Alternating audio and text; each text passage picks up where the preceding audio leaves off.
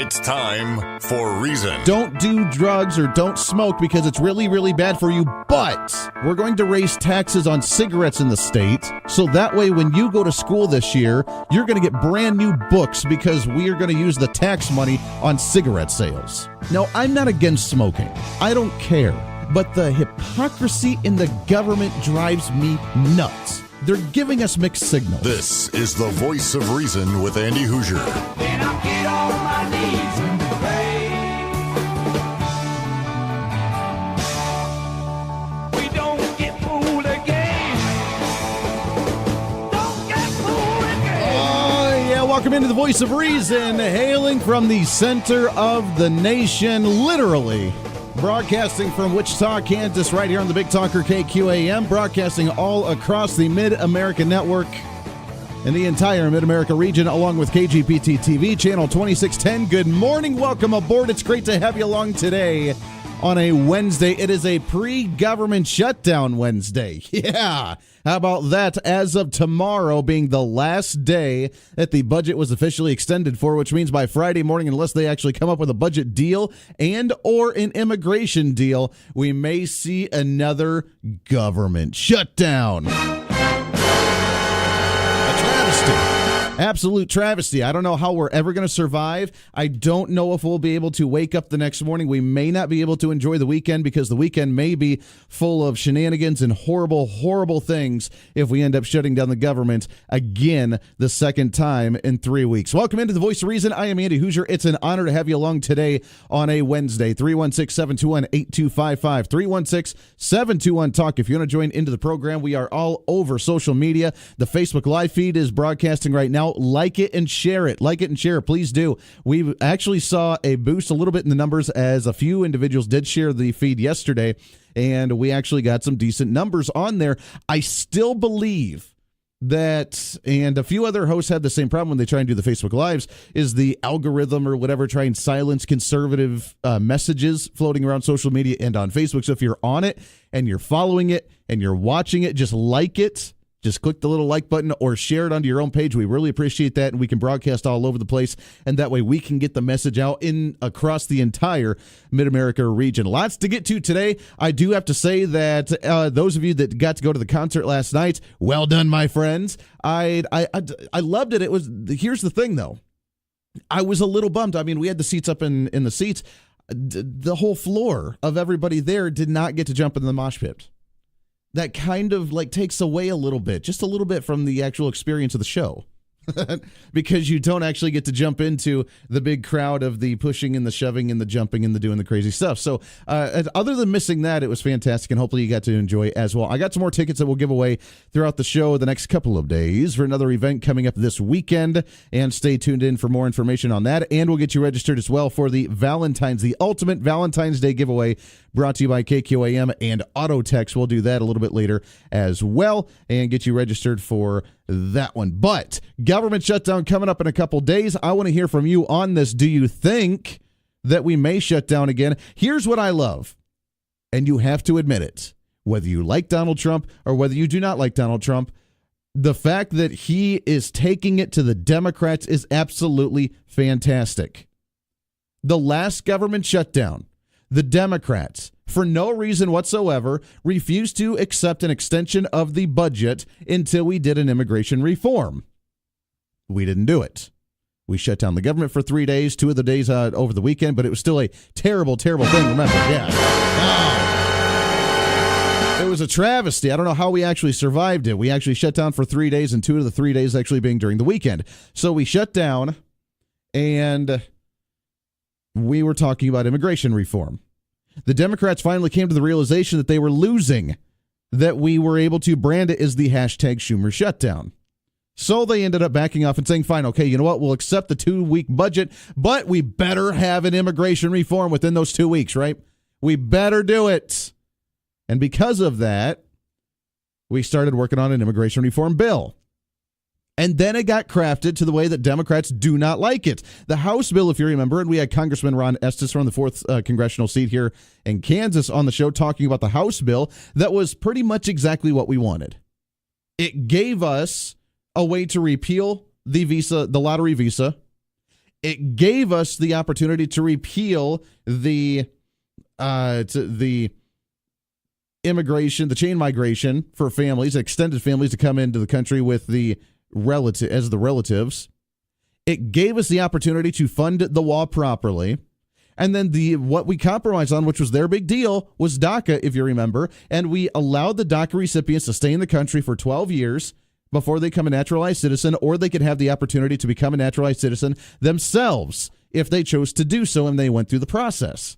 We would not deport them. We would give them a 3-year visa, and it would renew itself for 3 years at a time until it would hit 12 years and they become a naturalized citizen as long as they kept their record clean. There's no problem there.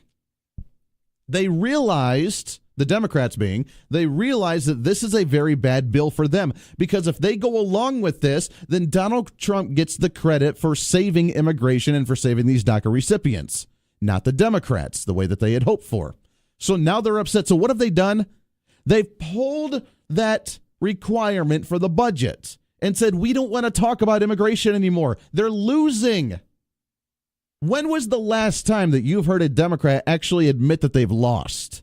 When was the last time that you've heard a Democrat actually admit that what they were doing with their agenda wasn't working, so they backed off the topic completely because they don't want anything to do with it? Because if they do reform immigration, and we do build the wall, and we do end chain migration, and we do end the visa lottery, the lottery visa, whatever, and we end all of this, and we give amnesty to some degree, not really amnesty, but we allow them to stay here until they can actually do what they will with their own naturalization, or they wait 12 years, then Donald Trump and the Republicans saved immigration reform, and the Democrats look like the obstructionists.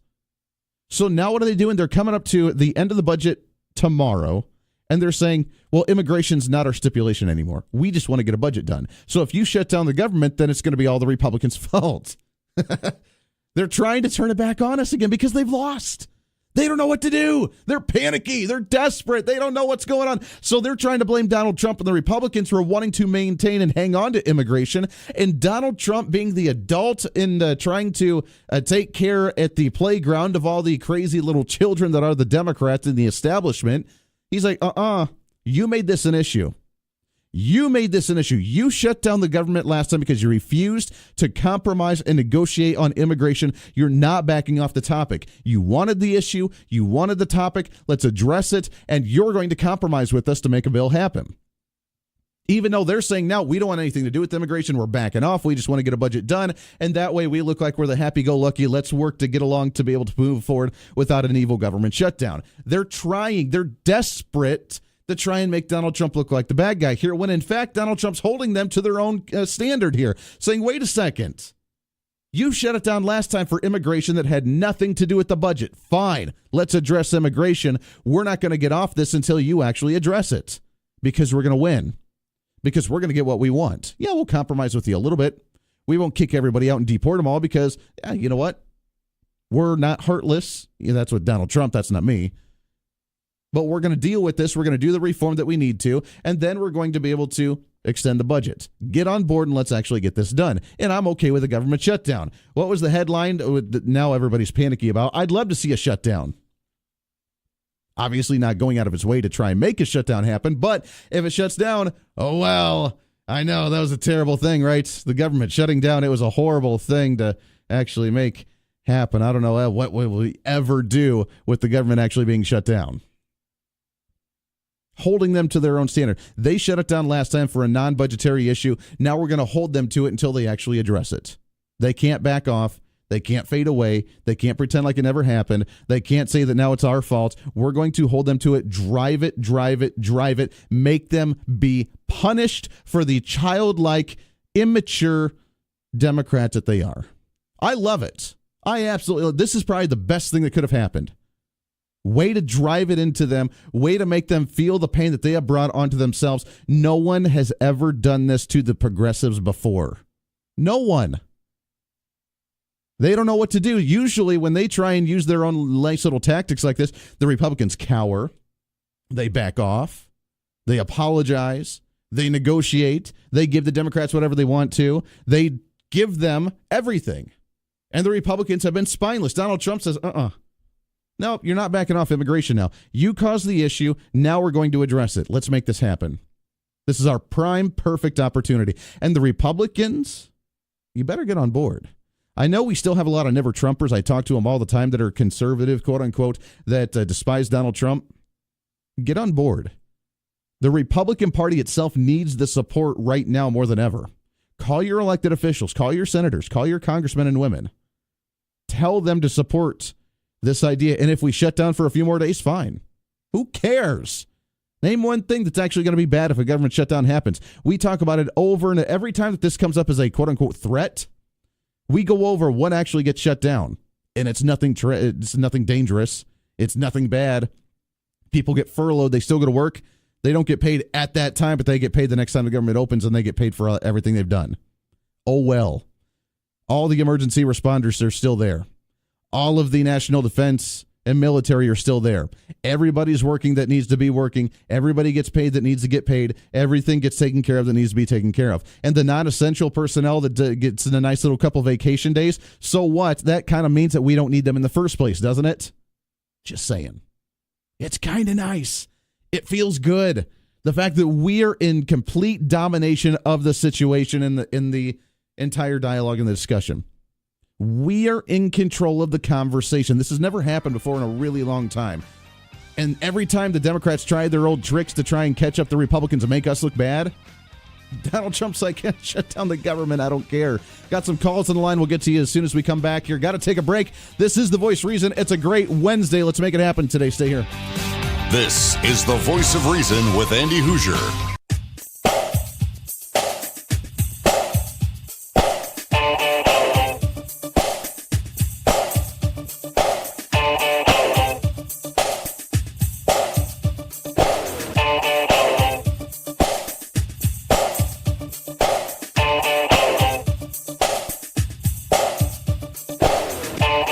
Hey, good morning to you. Welcome back into the Voice of Reason right here on the Mid-American Network along with KGPT TV, channel 2610. Welcome aboard. Happy Wednesday morning, the pre-government shutdown Wednesday. That's a mouthful right there. As we move along halfway through the week, you see the light at the end of the tunnel. Hang tight. Let's carpe diem. Have a good one this morning. As we started off, I want to tell you, by the way, a reminder of next Saturday, February 17th, you're not going to want to miss it, is the first Republican governor's debate in the state of Kansas. It's the Republican convention. We'll be broadcasting it right here on the Mid-American Network along with KGPT TV. I'll be hosting, along with Bob Weeks from Wichita Liberty TV, the pre- and post-debate coverage. We'll talk to different people in the arena. We'll talk to legislators. We'll talk to the governor's candidates. We'll do all your election coverage right here, so you're not going to want to miss it. It's Saturday, February 17th. Coverage on TV begins at 6 p.m. Coverage on radio here on KQAM and the Mid-American Network begins at 7 o'clock, and we got all of your coverage for the first Republican governor's debate at the Republican convention next Saturday. Don't miss it. It's going to be a blast, and we'll have all your coverage right here, so make sure to tune in for that, and we'll have more information on that coming up very soon. 316-721-8255, 316-721-TALK. Let's go right to the phones this morning. What do you say? Good morning. What's your name? This is your friend, Pete. Pete, what's going on, my friend? It's been a little bit. It has been. You know, some of us got to work for a living. Well, there you go. You got to make sure to work hard because, you know, the everybody else is depending on you for that Medicaid expansion, that coverage. Well, you know, I work like I get paid. Twice a month is very little. So Exactly. We'll leave it at that. Hey, there you go. But you know, I wanted to touch base with you on this immigration thing. Yes. And, you know, we've been here before, and it was settled once before. We had immigration reform, and it was called Simpson-Mazzoli, also known as the Reagan amnesty. Sure. Exactly. We've been here. All we need is we don't need new laws. We don't need new wall funding. We need to follow through with the laws that have already been passed. That's true. And everyone, every member of Congress, every president, since this was passed, is culpable for not enforcing the law. Every single one of them. Exactly. That's the entire reason we had the problem in the first place. The laws are on the books, but we've gotten so relaxed. It's funny how, and they know this straightforward in government in the first place, we had the laws on the books, but instead of actually enforcing what's currently on the books, all we do is have to say we need to write new laws, and then we enforce them for a couple of years, and then people forget about it, and the new administration completely ignores it, and then we say, oh, we got a problem, guess we better write some more laws, and we continue to spin the wheel trying to reinvent the wheel every single time, and we're not actually doing what we're supposed to do, which is just enforce the darn laws. Well, and if President Trump were smart, he would come flat out and say this. He would say, you know what? Immigration's off the table. We solved this once before. Right. It's called Simpson-Mazzoli. We're going to enact those laws, and we're going to finally enforce them the way they were meant to be enforced. Sure. And that would just take immigration off the table. The Democrats will no longer have an issue because they already signed off on it. Simpson-Mazzoli was their baby. That's very true. I mean, that's they pride it, and that's what Ted Cruz said during the primaries. If you remember that, Ted Cruz, when they asked about immigration, everybody was talking about a new reform, and Jeb Bush was saying we need to make it more relaxed, and Rand Paul said we needed more visas and work visas temporary for the summertime, and everybody was talking about new reforms, and Donald Trump said we need to build the big beautiful wall with the big beautiful door, and it was going to be so great. And Ted Cruz just said, hey, we just need to enforce what laws are currently on the books, and if we did that, we wouldn't have a problem. But we refuse to enforce the laws that we currently have. That's called our immigration system. Well, and Simpson-Mazzoli, one of the tenets of that bill was a wall. Right. Which, yeah. As with everything with the Democrats pertaining to immigration, you get all the amnesty and none of the enforcement. Which is why I love the fact that exactly. Which is why I love the fact that Donald Trump is holding them to it, because now the Democrats are starting to step away from immigration. They realize that either we're going to get something that they've wanted, but it's not going to give them credit because Donald Trump's going to get the credit for it, or they're going to look really, really bad in the situation because they're not going to get everything they want. So they're backing off of this now and trying to say, let's just extend the budget and let's not have a government shutdown. While Donald Trump says, nuh-uh, wait a second. You made this an issue. Let's address it. And now you're not going to back away from the negotiating table because you're not getting everything you want like a little child. But the whole point is we don't need to negotiate. This is settled matter. Well, theoretically, you're in place. Enforce it. Take the whole issue away from them. Well, you're right. Negotiations needed. Well, theoretically, you're absolutely right. The issue is that we have the politicians there that won't accept that, and they want to do something to feel like they're getting something done. You're right. We could tell them, we could call them up right now and say, look, we have immigration laws right now. Let's actually enforce it. Let's make it happen. Let's not worry about a new immigration bill. Let's worry about actually doing budgetary reforms and actually cutting some of the budget and spending so that way we can extend it and we can start fighting that battle. But the fact of the matter is they're not going to do it. And I do think that we do need some reforms. We do need to get rid of something like the lottery visa to where you just, the luck of the draw, get to come into the country with no requirements, no preset of what you're actually coming here to do or anything. Let's get rid of some of those and actually have a bit of a reform. Well, the visa lottery thing, that was a Chuck Schumer deal that came in after Simpson-Mazzoli. Sure. So all that stuff ought to be repealed and rolled back. I agree, Pete. I love it, my friend. I appreciate it very much. Great to talk to you. No, you're right. I mean, we have the tools right in front of us. All we got to do is utilize them. The tools are right there in the auto mechanic shop. All we got to do is pick them up and actually start using them. Are they going to? No, they want to create new ones because they're outdated and they're uncool. We have a very easy fix there, but government, they're inefficient and they don't like to do the easy thing that's actually efficient. So we have to address on what kind of immigration reform we're going to get and what the Democrats are actually going to allow us to do.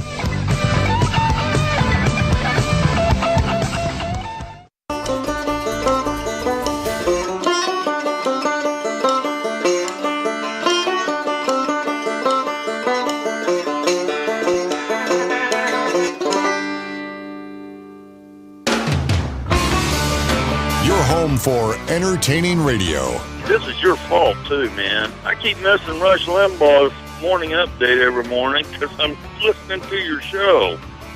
This is the Voice of Reason with Andy Hoosier. That's what I'm saying. Welcome back into the Voice of Reason, your most entertaining radio and TV. You'll hear all day, both in the morning and in the evening. You can listen to the podcast anytime you want to after the show.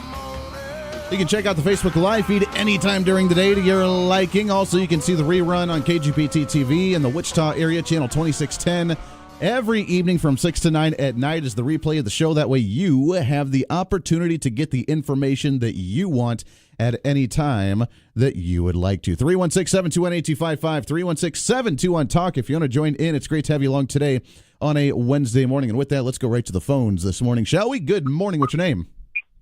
Scott. Hey, good morning, Scott. What's going on, sir? Well, it's time for another Black History lesson. Okay.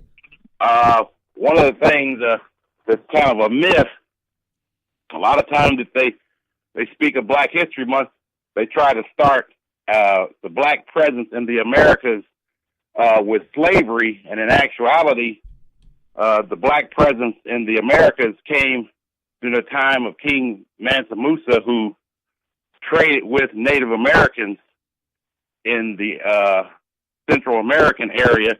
And in fact, today they have what they call the Almac heads, which were made by the Almac Indians, who had created these heads of the black people who traded with them to honor their presence coming to their land. And so it's very important that people understand that the slave Holocaust did not start the presence of black people in this country. In fact, Columbus even studied maps that the Africans had brought over here to show that, hey, there's a land over here, so he followed that. That's a really great point. I'm glad you brought that up, Scott, because you hear in the history books all the time, and even many of the progressives that like to play the victimhood mentality is the fact that the only reason that there's any African American individuals in the country or in the region or in this part of the world is because of the fact that they were brought over by slaves, and that everybody was. The only reason that we even cared about anybody of the dark skin color was because of the fact that we wanted them to be as slaves here, and that's just not the case. Well, like I say, they brought what they so-called slave trade because it's an economic thing. They want to bring people over here to work for free so they can make money. And sometimes they would even use white people, but they just weren't able to fit the purpose that they needed them for, because they couldn't stand the hot sun. Well, they absolutely use the white people. Going along with that, with the history of before, as you mentioned, there were black individuals in the area, but the first slaves in the Americas themselves were actually white individuals in the Irish that came over before they actually started using blacks as slaves. Yes. Yeah, no, absolutely. So they used white people who they took out of prisons. Sure. They used Native Americans, but like I said, they weren't able to get anybody who had the ability to withstand the temperatures and the skills of agriculture to do the work. So that's why they chose to attack African civilians and bring them over here, because they knew that they knew how to do the work, and that's what they did that for. But like I say, the main thing I was trying to make is that African presence in the Americas was here long before slavery was. Sure. That's a great point, Scott. I appreciate that very much. A nice little message when it comes to Black History Month there, and that's good to know. A lot of people aren't aware of that, so I appreciate you bringing that up. And you're right. The Irish, they knew a little bit of agriculture. They knew how to grow potatoes. That's about it. They knew how to grow the potatoes and grow the beer, and that's grow the hops in order to make the beer. And that's about the extent that they actually got for the agricultural side of it. I love it. I appreciate it, Scott, very much. 316-721-8255, 316-721-TALK. I want to ask you a question, and it's a question that's been floated around now. If you remember the late term of Barack Obama, the last year or two of Barack Obama, he was talking about different service utility fees that they were going to begin implementing onto the interweb and internet.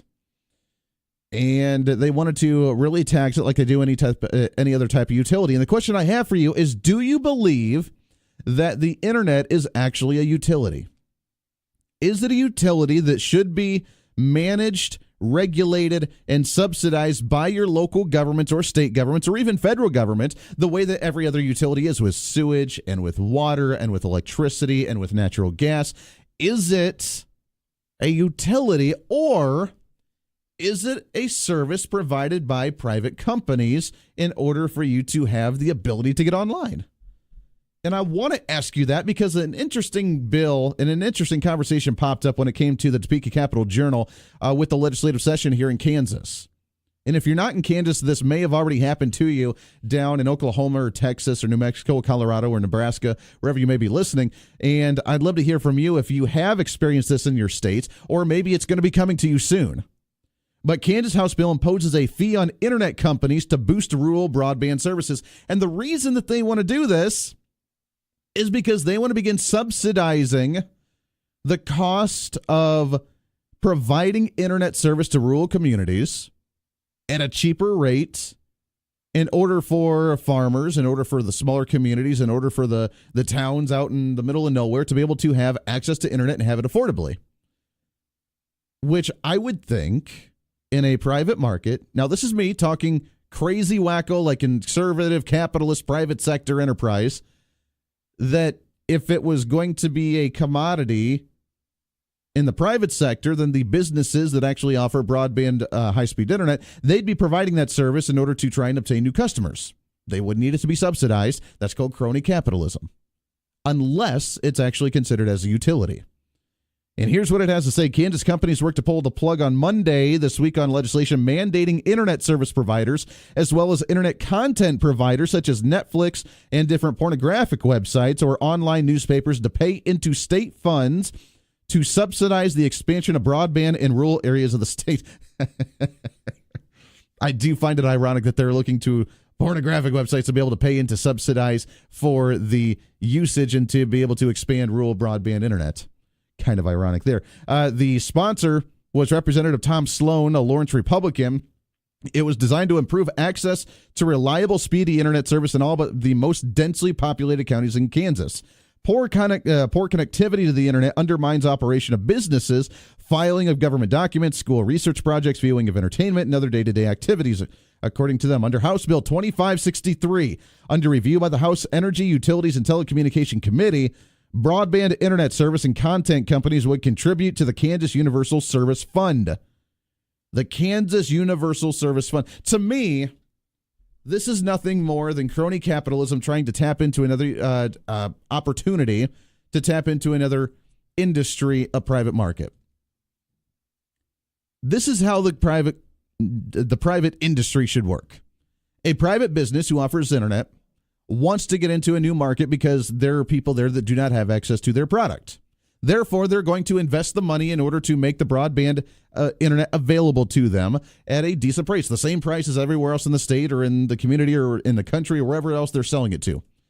They invest that money as a company into that area in order to make it more affordable and actually be able to gain more customers. Unless they maybe see, well, you know what, just the community is too small and the investment of putting that high-speed internet into that community is going to be more expensive than the amount of people that's actually going to be subscribing to it. Then we're not going to see the worth of it. And that may be what's happening in some areas. But to them, they're going to see the long-term effects of people actually subscribing to their products, and therefore they're going to, as a private company, invest into wanting to make that broadband accessible. Instead of saying, you know what? We don't want to invest the money into it. Let's subsidize it. Let's have the government regulate this. We'll pay money into a subsidized organization like the Kansas Universal Service Fund, and then the government actually invests the money to provide the broadband service to the rural communities, and then we can reap the benefits from actually getting subscribers to it, but we didn't actually have to invest all the money into actually making it possible. The only way that would work, I guess, is if it was considered as a utility and not an actual product from the private sector. Because to me, the red flag pops up and says this is more like crony capitalism. This is a way for a company, a corporation, to actually get the profits of having new consumers without investing the money into making it available to them. And I don't like that. I'm not a fan of this. I do not like the fact that we're actually allowing subsidies. I'm not a fan of subsidies anyways, except for very few things like agriculture, where I think we do need the need for some subsidies. But other than that, I am not a fan of subsidies. I'm not a fan of subsidizing something by using money and funds from somebody else and taking it away from them in order to redistribute it and be able to invest in something else that may or may not actually get any benefit from. I'm not a fan of this. But yet that's what we're trying to work on.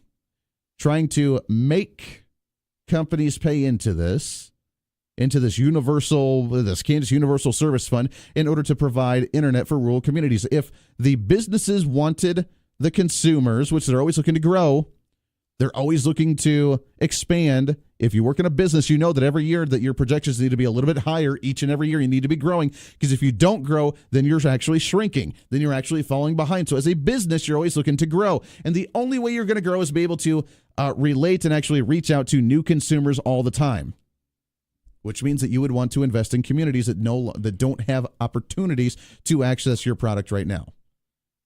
Do you think it's a utility, or is this nothing more than crony capitalism trying to get the companies to invest in new areas without actually investing in the new areas? Let's go to the phone, shall we? Good morning. What's your name? Eric. Eric. Good morning, sir. How are you? Great. Good. Who's going to pay for this? It's going to be the companies, according to this. Wait. You said it again. Who's going to pay for this? The consumer. They're going to pass it on to the consumer. Companies never pay for anything. You know that, Andy. Well, exactly. And that's the point. The consumer, as in they're going to make us pay for it while the companies don't. They say the companies are going to get to it, but that's exactly the point. Is that they're getting new subscribers of someone subscribing to their product without them actually having to invest in the excess of the broadband to be able to provide it for those areas. So they're benefiting from it while they didn't actually have to invest in anything. Yeah, the internet's not a utility. It's an entertainment and an information source. Exactly. You know, they scream and yell, they want to keep the libraries. We got to keep the libraries. We got to keep the libraries.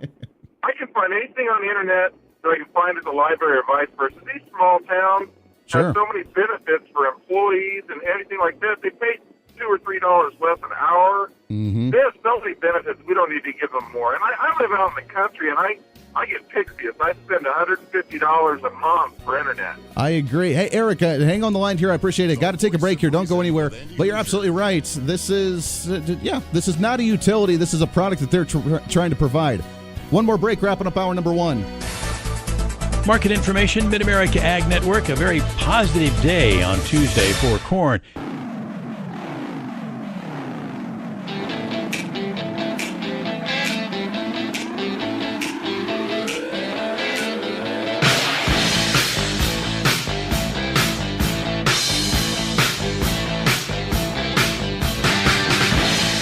That's what I'm talking about. Welcome back into the Voice of Reason. Wrapping up hour number one. Hailing from Wichita, Kansas on the Big Talker KQAM, broadcasting all across the Mid-America Network and the entire Mid-America region, along with KGPT TV, channel 2610. Good morning. Welcome aboard. If you don't have internet access, I know it's a crazy, wild concept in today's times, but you can still survive. To me, a utility means anything that you can't live without. Water, sometimes electricity to some degree, I guess, today with the way that you have to have heaters and so on and so forth. And the only way you can do that apparently is not have a bonfire, but actually be able to. It's a utility provided by the city or by the county because they're taking care of the public. And the internet, though, is not a necessity. It is a option for you to have in your home if you choose to have it. And if the broadband companies want to get new consumers the way they need to grow, and look, it's growing every day. The industry is growing. It's getting more accessible every single day, which means it's reaching out into the rural communities where they've not been before. Why do we need to subsidize it? Why do we need to pay into the Kansas Universal Service Fund, as you and I and the quote-unquote companies, meaning that they're going to jack up the rates for all of us in order to jack up the rate to pay into that service fund, so that way the government can subsidize and then be able to reach out and create broadband options for rural communities that instead of the company actually investing into it in themselves. And Eric's still on the line with us here. Eric, you said that you live in the rural community. Do you agree with that? You said that it's not a utility, which I agree with you on. Why would you want your rate to go up as someone who may live or may not live in a rural community, so that way they can reach out into a new community that doesn't have the option, and then they can get cheap rates because you're paying for them to be able to invest in that? Yeah, that's ridiculous. One thing that I think is really funny about your saying, Eddie, the guy from Lawrence introduced this bill. Yes. Lawrence is probably one of the biggest tech and highest Wi-Fi. If it would have came from Cuba or Moscow, one of their representatives, I would understand it. But this is just a money grab, what it is. The government's going to we're going to tax us on there. They're going to take 40% for their whatever, put 60 into it to give the internet to somebody else. This can I mean, and you just said a minute ago, electricity. We said that was, everybody had to have electricity. People were starting to have electricity out here in the 1920s with the wind gen. Sure. If the government would have stayed out of that today, we would be the most environmental friendly country in the world. We would have wind generators everywhere.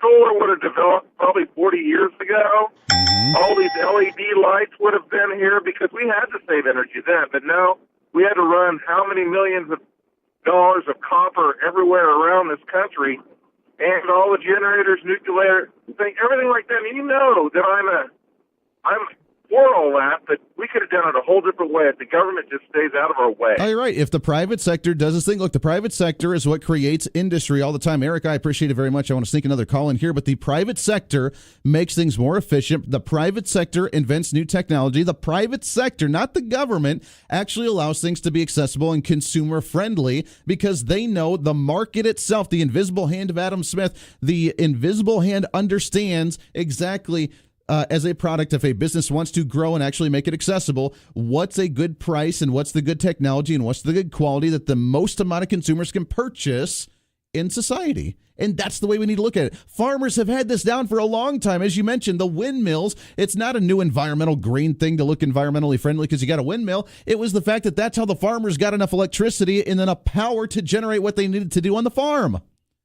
Same thing with the water turbines. They figured that out. We can do that without the government. Why do we need to have this subsidized, jack up all of our rates in order for them to expand into other areas instead of the businesses saying, hey, I see an opportunity here? Got about 45 seconds left before the top of the hour, but let's go ahead and take another phone call here. Good morning. What's your name? This is Richard. Richard, what's going on, sir? I'll tell you one more thing that ticks me off, and that's all these government phones that we're paying for. I'm okay with buying a phone that's good for 911. We pay a 911 tax.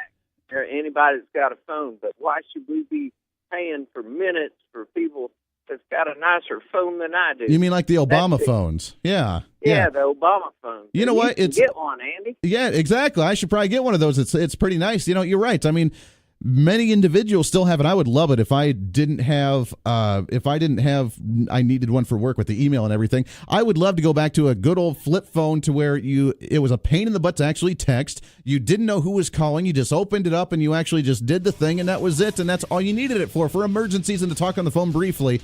Richard, I appreciate it. You're right. Now we have to subsidize Obama phones to provide people phones because, oh my God, they're not going to survive or live without a phone. So we better get them a new iPhone 10. Brought to you by you, the taxpayer. This is your show. It's time to speak up, speak out, speak loud, speak proud, speak the truth, and always speak some reason. Hour number 2, The Voice of Reason, coming up. Lots more to get to. Stay tuned.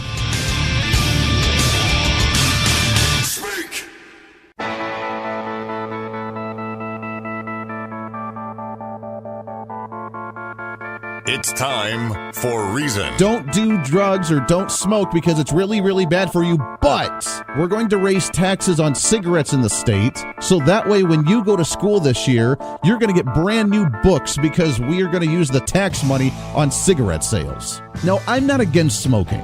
I don't care. But the hypocrisy in the government drives me nuts. They're giving us mixed signals. This is the Voice of Reason with Andy Hoosier. Then I'll get on my knees and pray. We don't get fooled again. Don't get fooled again. Oh, welcome into the Voice of Reason. Can you believe it is officially halfway through the week? It is a Wednesday. It is not just a Wednesday, but a pre-government shutdown Wednesdays. Tomorrow is the final day of the budget before the government shuts down again on Friday morning. Will they be able to extend it? Who knows? It's the mystery box on what's going to happen. Let's open it up. And what's behind door number 1? Government shutdown 2.0 within the last 3 weeks. I'm excited about it. Donald Trump seems to be excited about it, and we'll see what the Democrats do to respond when it comes to tomorrow as well. Welcome into it. It's hour number 2 right here on The Voice of Reason, broadcasting on the Big Talker, KQAM 1480 on the AM side, 102.5 on the FM side, along with KGPT TV, channel 2610. Good morning. Welcome to you. We're all over social media. The Facebook live feed is rocking today. Appreciate that very much. Like it and share it. Let's beat social media, trying to silence the conservative messages as we continue to expand here in the area. I want to hear from you today. 316-721-8255. 316-721-TALK. You can always email me, Andy at KQAMradio.com.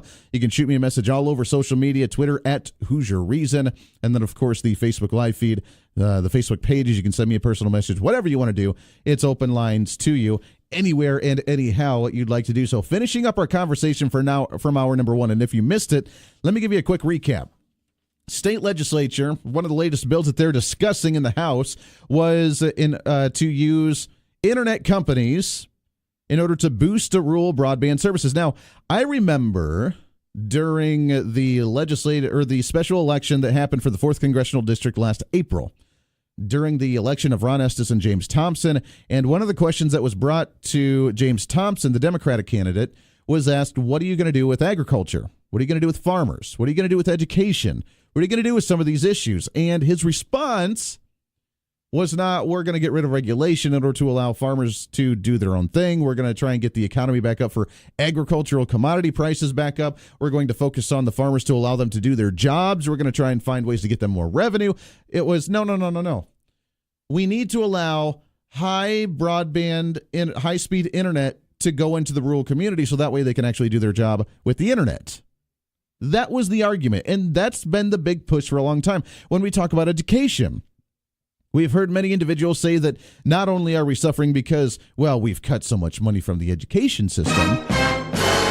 Scary, terrible thing. Not only have we cut money from the education system, which is not true, by the way, just I'm being sarcastic here, but not only have we cut the money from education, but they don't have the internet resources, the internet accessibility as people in the inner cities, as people within largely populated areas, which I have a hard time believing. I know that there are some areas where the internet's not really there, but it's up to you, the consumer, to decide on whether you want to get actual internet service or not. It's really that simple. And the internet companies, the broadband companies, the high-speed internet companies, the whoever, as they grow every year, you're a business, many of you are, you work for a business, you own a business, you understand that unless you're growing every single year, unless you're seeing growth in profits, you're seeing growth in sales, you're seeing growth in the market, you're taking away shares from somebody else, or you're growing your own shares, whatever the case is in your economy, in your industry, in your type of business, that unless you're growing, then you're falling behind. And it's no different with any type of internet provider either. Whether it's AT&T, whether it's Cox, whether it's something else in the state or something else in the country, that you always need to be growing. You're trying to find the best product.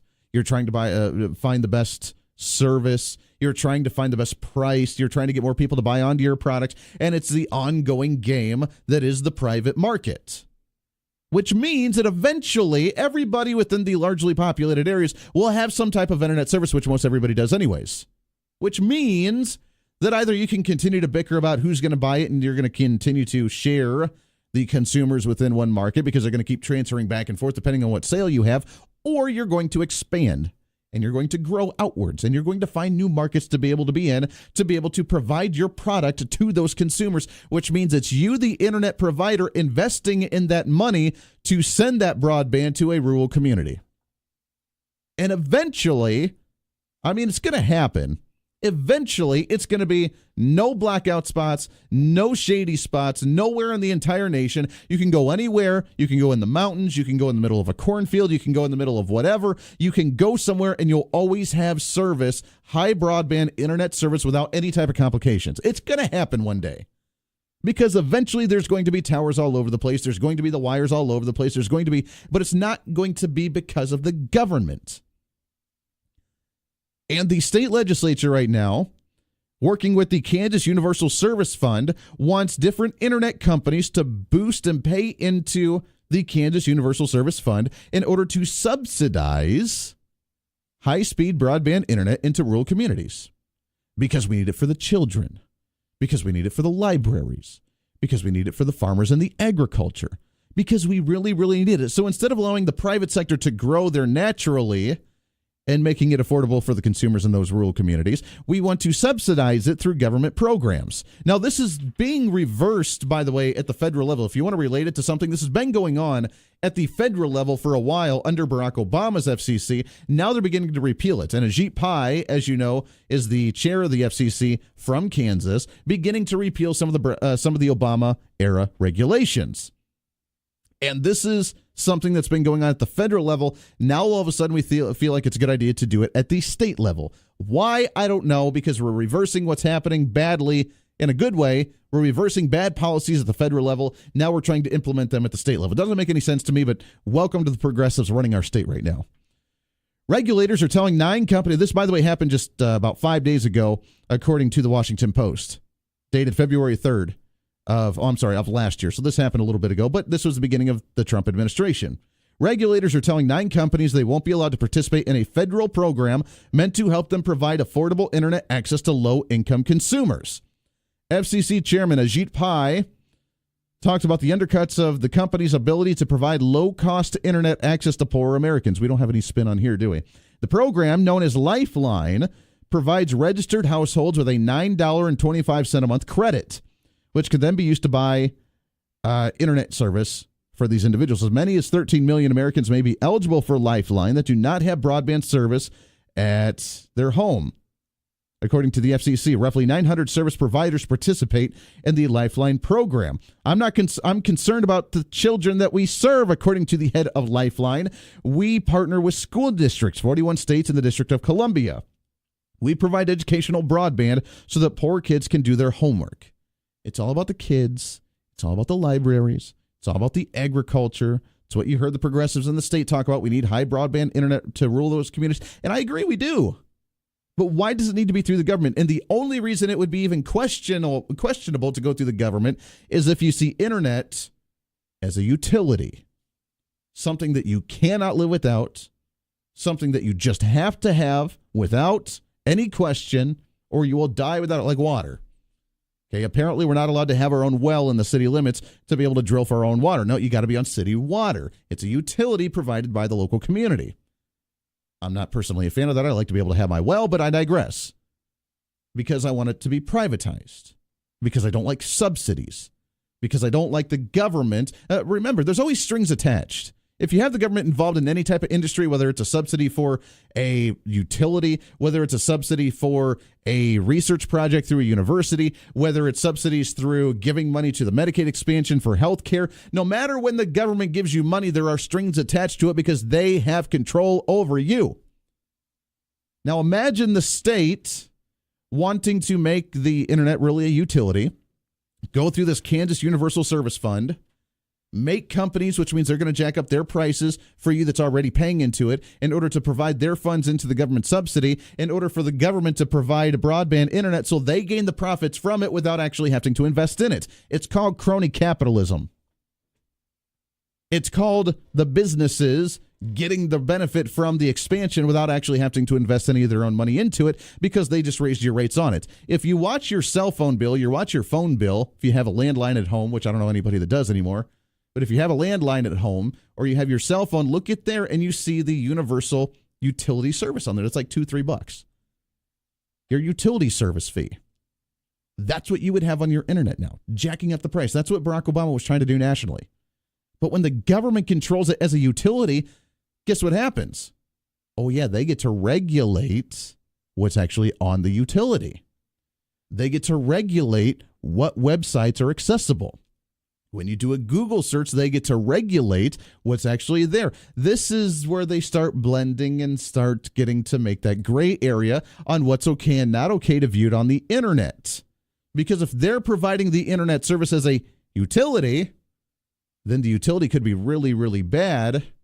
And they'll start off with talking about, bad sites like, pornography or the terrorist websites or different sites that may have trigger warnings to them because they had a swear word or they were racist or they were whatever they deem. But then they begin to blend that of, it's a utility. We don't want those bad things on. So if you search for a conservative site, sorry, don't know if that's really what you did because that's hashtag fake news. You don't need to be seeing that. You don't need to be reading it. So we're going to now regulate the internet because we're providing it to you. as a utility. And that's what's going to happen potentially with the state level as well. Now, I don't know how the state can regulate what's on the internet and what you can see at the internet, but it's the beginning of. Why are we regulating this as a utility? The internet is not a utility. It is a service provided by private companies. Yes, they should be in the rural communities. Yes, agricultural businesses and farmers should be able to have access to Wi-Fi. Yes, the library should have access to them.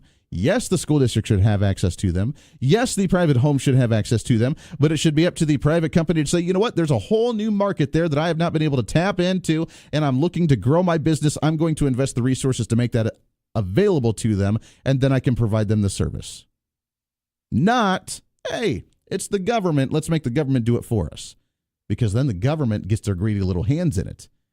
And as conservatives, do we really want the government to be looking at more things and regulating more things at the state level even when they can't handle what we're doing right now? Why are we trying to grow the power, grow the size, grow the administrative side, grow the bureaucratic side, grow the agencies at the state level, and we're trying to decrease them because we're already spending too much damn money?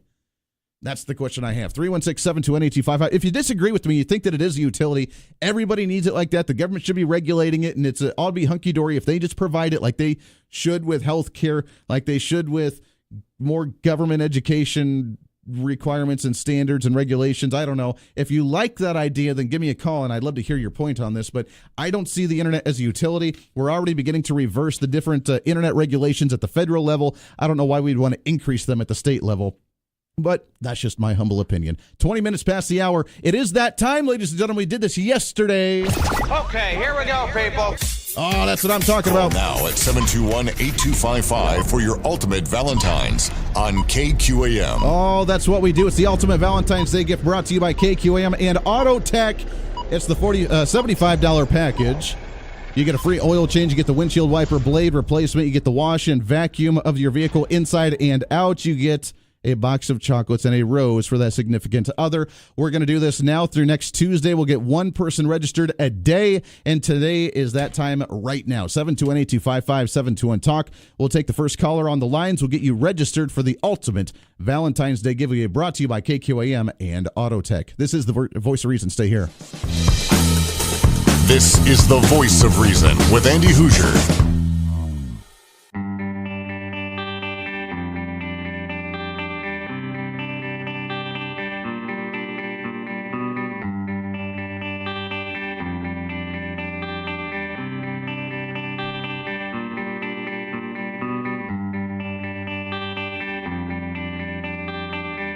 Welcome back into the Voice of Reason, 26 minutes past the hour. Great to have you along today. 316-721-8255, 316-721-TALK. Congratulations to Wanda getting registered for the Ultimate Valentine's Day giveaway brought to you by KQAM and Auto Tech. Appreciate that very much. We'll get another registrant tomorrow. I do have, by the way, some more tickets to give away for another great event coming up this weekend, which I think you'll enjoy. I hope the ones that did win the tickets the last couple of days for the Avenged Sevenfold concert got to enjoy that last night. It was a huge crowd. It was a great time. Hopefully you got to enjoy that very much. I felt a little empty, though. It was great. Don't get me wrong. It was fantastic. And I didn't realize that Bullet for My Valentine was going to be there, too. I totally forgot they were one of the opening bands. I knew about Breaking Benjamin. I forgot the other one.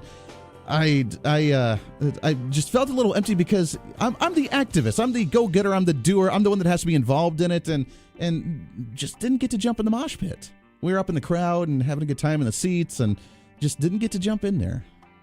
Next time. 316-721-8255. After the bottom of the hour, let me tease this for you a minute. I want to shift gears a little bit from the utilities and the taxes. By the way, more taxes coming from you. I told you it was coming, and you knew it was coming. This is what they do. It's not just the utility fee of trying to provide internet and quote-unquote utilities for rural communities, but it's the fact that the government gets to find a way to tax you in a different way. Yesterday, we talked about the new taxes on cigarettes. They're talking about new income taxes. They want to raise your property taxes. They want to raise your gas taxes. They're trying to somehow try and lower your grocery store sales tax, but that's another story because it's not going to happen.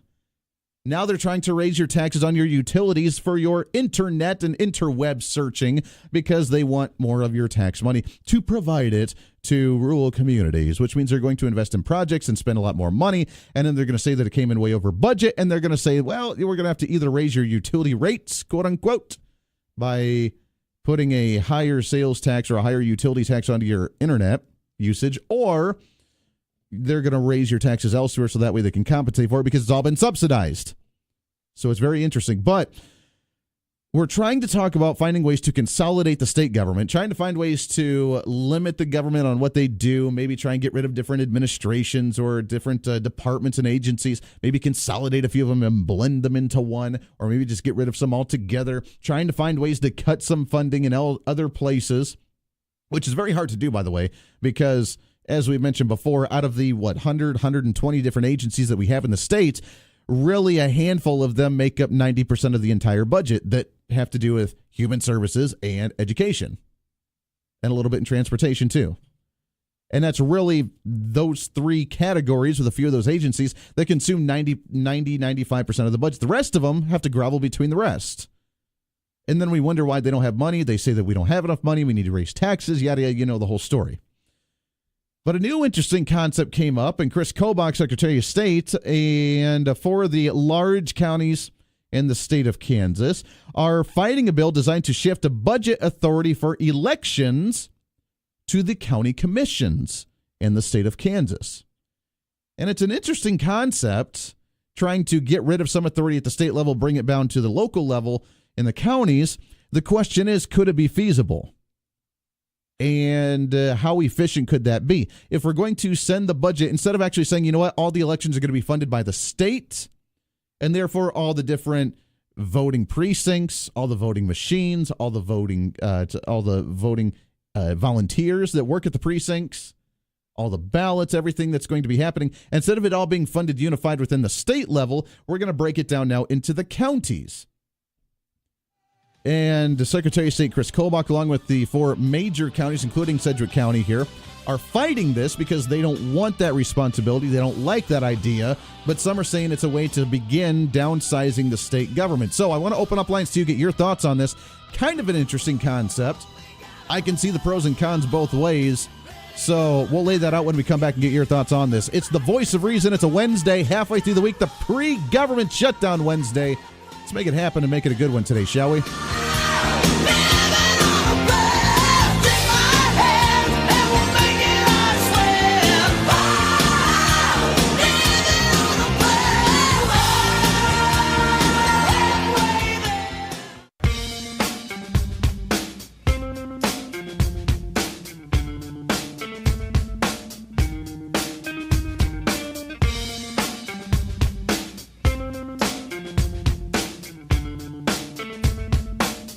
Patriotism is alive and well. The Voice of Reason with Andy Hoosier. Welcome back into the Voice of Reason right here on the Big Talker, KQAM, 1480 on the AM side, 102.5 on the FM side, KQAM, along with KGPT TV, channel 2610. Welcome aboard. Happy Wednesday morning. I'm filing through here the talk about, and it just hit me before we get into the next topic here, the story that we've been talking about, utilities. I find very ironic because there's a story I've been hanging on to, waiting for the appropriate time to read this, and of course now I can't find it. The progressives, the millennials, find it extremely healthy, let's put it, in order to buy purified water. And if you read the story in California, the water that they're buying, the one wants it to be non-filtered, non-purified water. They want it to be all natural. And they're buying it $35 a gallon in order to be able to get this purified water. You want to talk about a utility and a product, utility versus a product that's provided by the private sector. You can go out and you can fill it up with your hose in your backyard, sell it as a non-purified, non-whatever, all-natural water to be able to give you the resources that you need, and then you can sell it for $35 a gallon. I tell you what, some people I'm hoping and I'm sure are reaping the benefits of that kind of business in California because the progressives and the the hipsters of the young generation want the all-natural water with all the resources to actually help them because it's so much healthier than the government-provided, which is funny because they believe in the government, all the government-provided utility water that has all the chemicals in it, and we don't want that. So you want all that, and they're paying ridiculous amounts of money for it. I'll have to find that story and read it for you later on. Quite comical as we talk about utilities, but the government's a really great thing, right?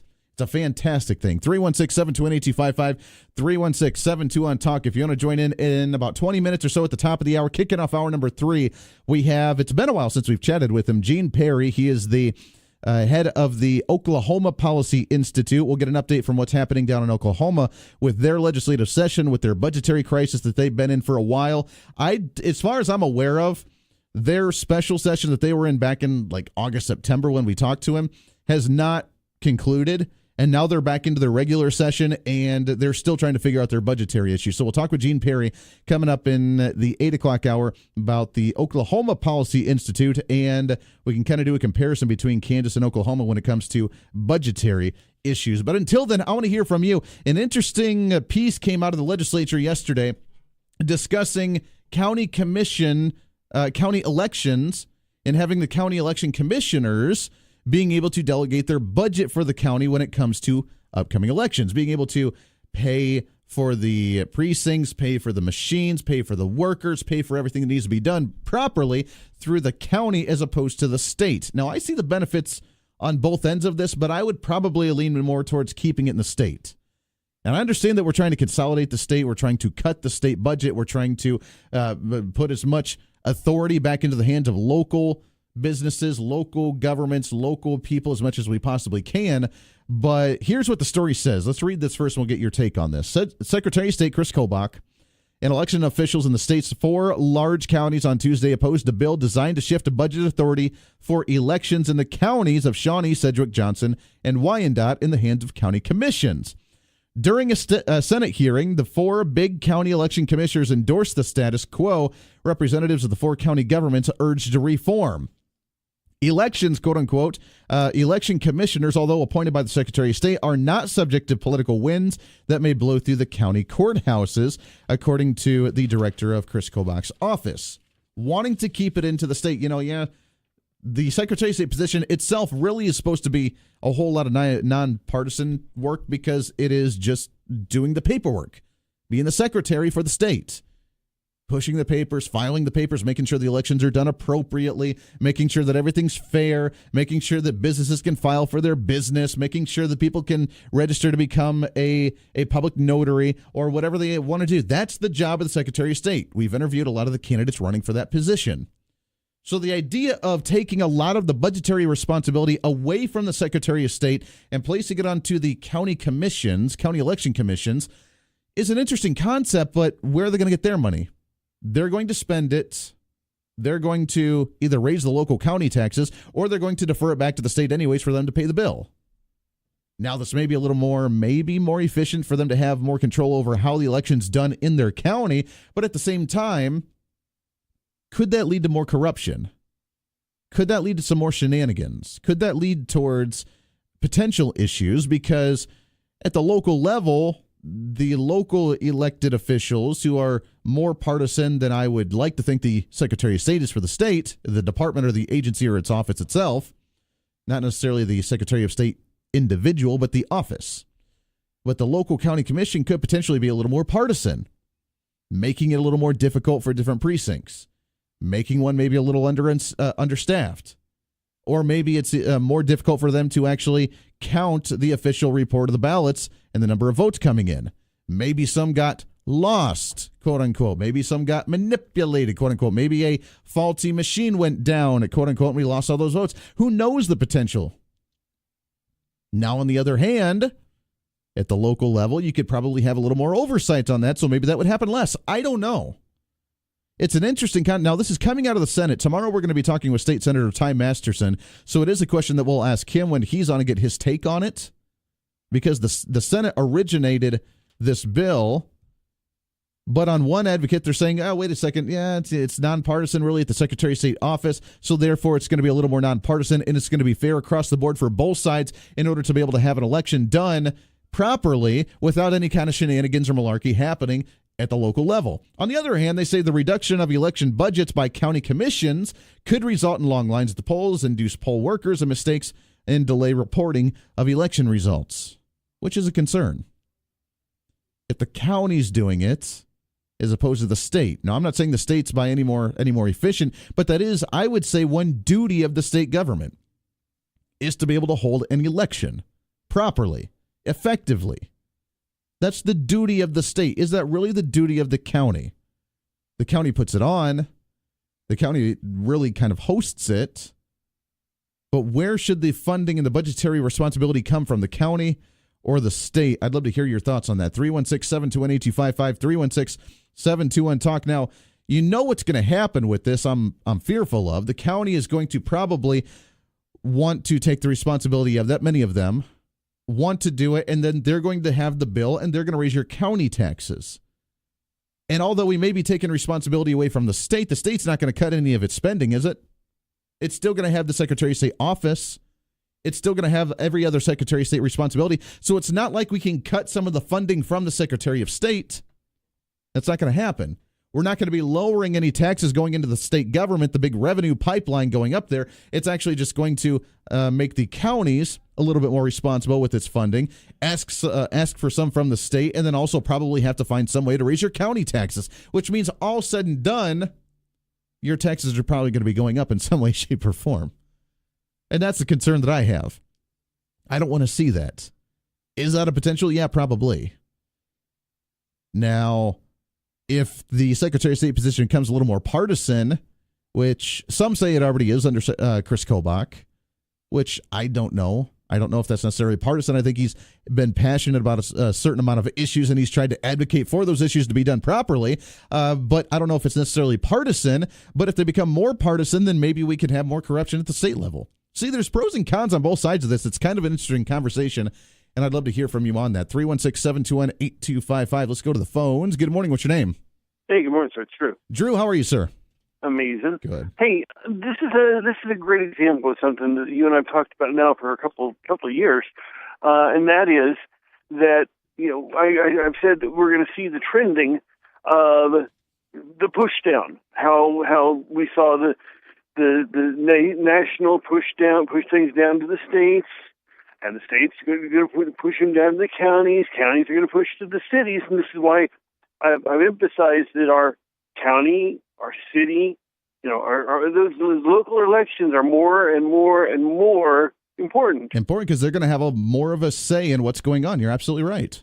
Now, in this case, however, I'm going to say this is probably not a good idea because we're putting, instead of taking a system and I'm not going to say it's a great system, but we're putting more links in the kill chain. Sure. And there's too many chances for things to go wrong. There's too many chances for corruption.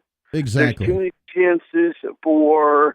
I mean, if you have a statewide election, for example, governor, and you have the entire state voting on it, or a referendum, or a piece of legislation, or something, and every single county is its own jurisdiction on how the election is going to be done, there could be a lot of misinterpretation. There could be a lot of questions. There could be a lot of non-unity, especially, for example, if you're listening to the Broadway, you're not necessarily living in Sedgwick County right now. You could be living outside of the county and other counties surrounding the Wichita area in Sedgwick County listening to the broadcast. So the rules that I give you on how you go and vote in Sedgwick County could be completely different on what they're going to be doing in another county, and it could cause a lot of confusion. You're right. I think elections being one of the duties of the Secretary of State, that it should be centralized more so at that state level. I love the idea of trying to push more things at the county level, but this could cause a lot of issues. There are things that need to be done at the proper level, and this one, some people are going to say, well, you're just reaching on this one, but there's counties, there's cities in Kansas that have declared themselves as sanctuary cities, sure, sanctuary counties. Pridefully. Do you really trust their election results? If they're the final authority, does somebody really trust the election results coming in and out of there? That's a great point right there. Absolutely. Drew, I appreciate that very much. That really drives it home. Now, look, again, I am all for downsizing the government. I am all for trying to localize the power. I'm all for trying to bring it back to the local level. That's what we're about. We're conservatives in that sense. But I think we're almost trying to misdirect here and trying to focus on the wrong things. I almost think that we're trying to do it in the wrong areas because progressives are, completely backwards. They're kind of 180.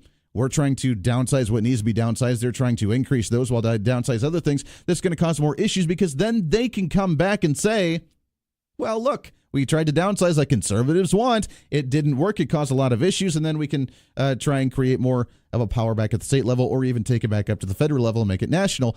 But that's a really great point. If we're worried about sanctuary cities or sanctuary counties or people that actually hype it up. Now, there's a difference between, and again, we need to reiterate this, the difference between a sanctuary county or city that they consider themselves to be one as opposed to the federal government considering them to be one. We've talked with Sedgwick County Sheriff Jeff Easter on the show before, and by any means, he's not in favor of illegal immigrants in any way, shape, or form being part of the community. He's told us that on the air, but there's nothing they can do. It's out of their jurisdiction. It's out of his hands.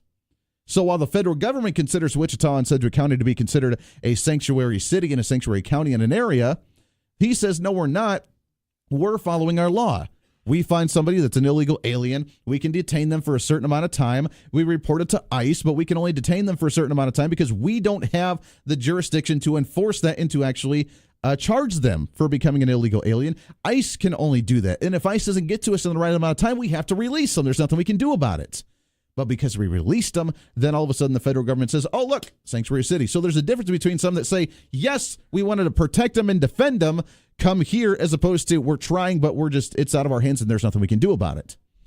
But regardless of that, if we try and focus on a lot of the elections at the local level, could that potentially lead to some shenanigans happening at the local level that we wouldn't be aware of because it's the laws that happen in the county. It's the way the county set itself up as opposed to the state law as a unified sound to make it a fair vote across the board for everybody in the state who should be actually voting, which is why I agree with you, Drew. And I said this at the beginning, I'm not a fan of this. It's an interesting concept, but I would like to keep the elections happening at the statewide level. 10 minutes to the top of the hour. We get your thoughts and calls when we come back. Lots more to get to today. Some interesting things. Still, have you noticed, though, all these different little blurbs and all these different little stories that the state legislature is trying to come up with, trying to act like they're doing something productive? At the same time, we're not seeing the heart of the meat and potatoes of what they need to be up there addressing. Our spending, our regulation, our education, our stopping the Medicaid expansion. Those are the heart and the meat and potatoes of what we need to be addressing right now. And so far, I haven't heard anything about that. It's all these other side issues to distract us. It's interesting to think about and talk about, but at the same time, we have some serious issues. Let's get them addressed and let's work on those so that way we're not there for an extended session. Shall we? Please? Pretty please, with a cherry on top. This is the Voice of Reason. Stay here. You're listening to the Voice of Reason with Andy Hoosier.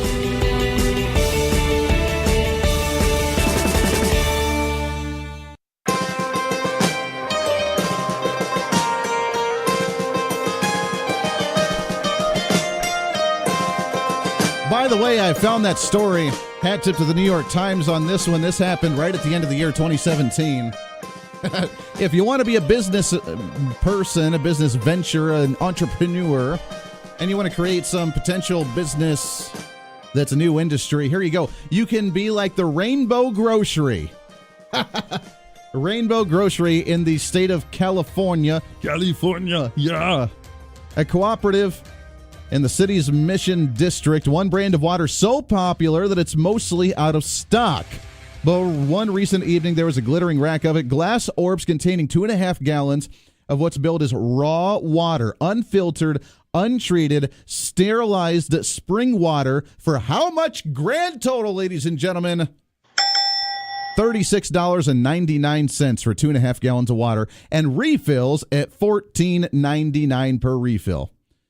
It's called Live Water. It is the water the progressives, the hipsters, the new millennials want to drink because it's off the grid, and it is now unfiltered, untreated, unsterilized spring water that they're willing to pay $37 plus tax, which California taxes are pretty extreme, for a 2.5 gallon bottle, along with $15 per refill. So if you're looking for a business venture, you can go in your backyard, fill up from your hose if you have a well, and then go and sell it in California. You'll make buku bucks. It'll be huge. There you go. I just gave you a whole new business venture for you to try out.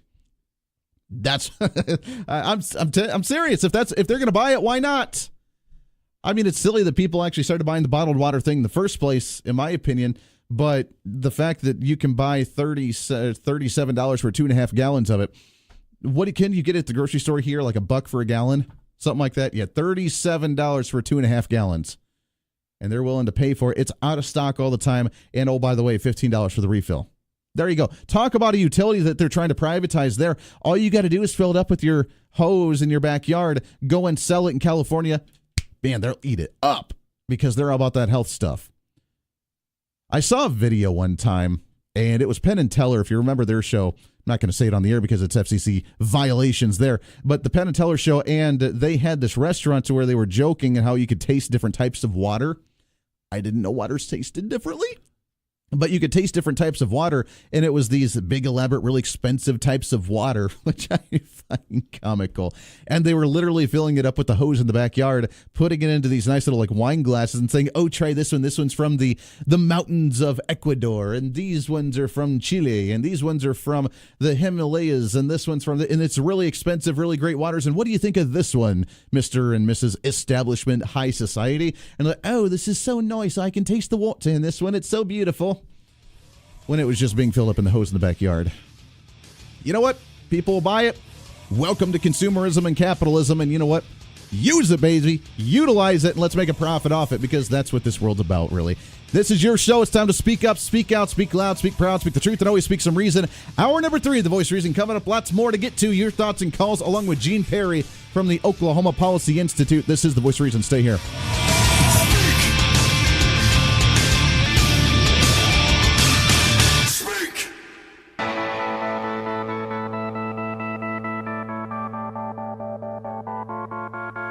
It's time for Reason. Don't do drugs or don't smoke because it's really, really bad for you. But we're going to raise taxes on cigarettes in the state. So that way, when you go to school this year, you're going to get brand new books because we are going to use the tax money on cigarette sales. Now, I'm not against smoking.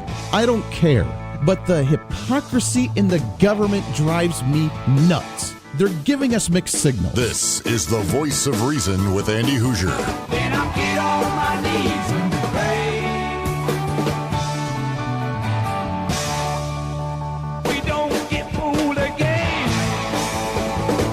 Don't get fooled again. Yeah, welcome into the Voice of Reason, hour number 3 of the Voice of Reason right here on the Big Talker, 1480 on the AM side, 102.5 on the FM side, KQAM.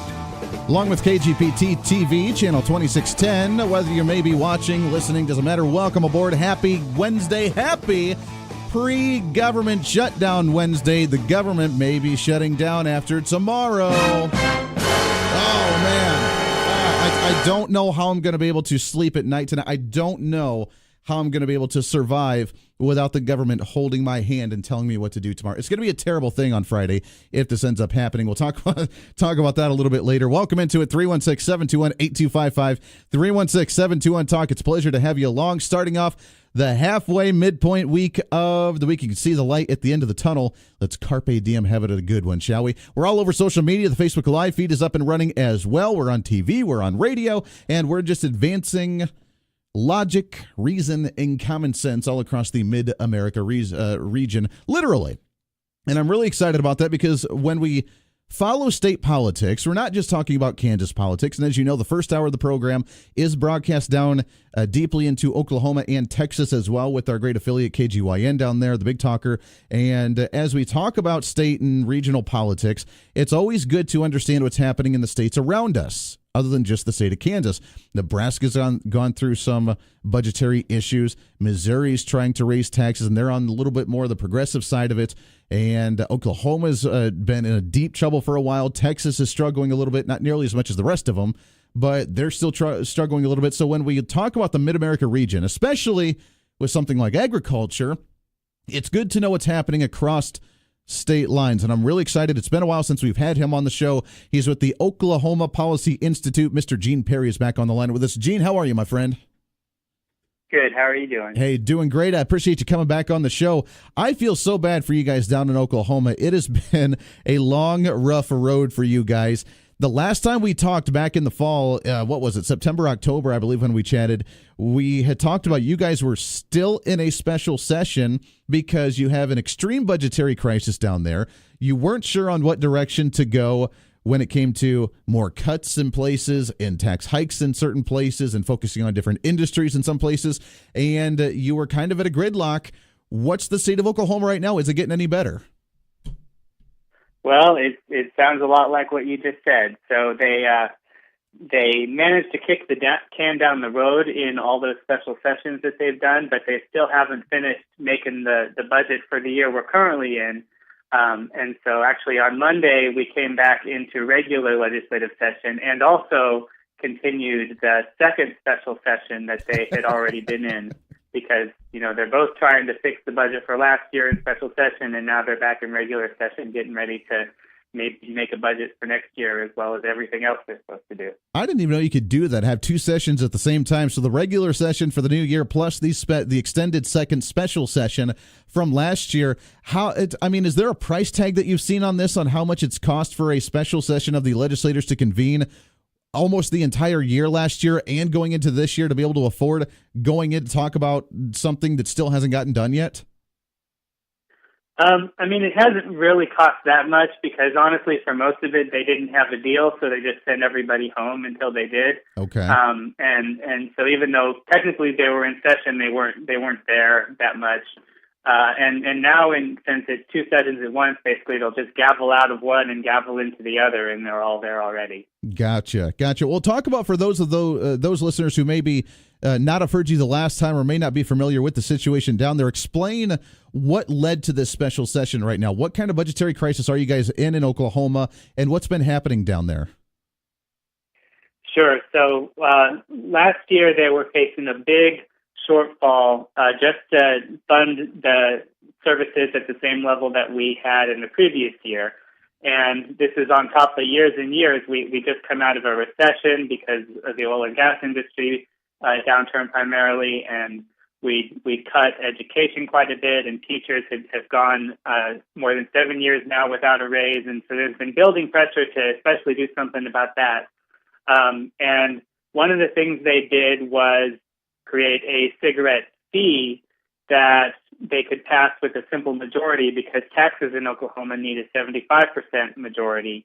But the court came back and said that fee is actually a tax, it's unconstitutional, and so that opened up a big hole in the state budget. And since then, they've been trying to fill that hole as well as pass other revenues because they know that these budget problems are not going away. But since, of course, you need that 75%, it's been really, really hard to get any kind of plan that 75% of the legislature is going to agree on, as you might imagine. Yeah, that's very tough to actually make happen. So what's been on the slate so far as potential tax increases? You mentioned the cigarette tax. Have they talked about raising taxes on like property or income, or raising sales taxes on other items, or doing a gas tax or business taxes? What's been on the table so far, and what seems to have a little bit more momentum than some of the others?